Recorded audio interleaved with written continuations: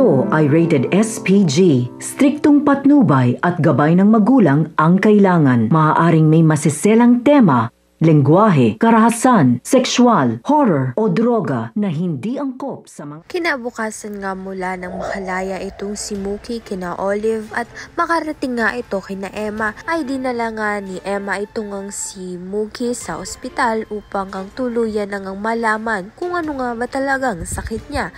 At dito na nga napatunayan na nakarecover na nga itong si Mookie sa sakit dahil nga ay wala na ngang pinapainom itong Olive sa kanya. Kaya naman nga't masaya na nga itong si Mookie dahil nga ay babalik na nga sa normal ang buhay niya at malayo na nga dito kay Olive.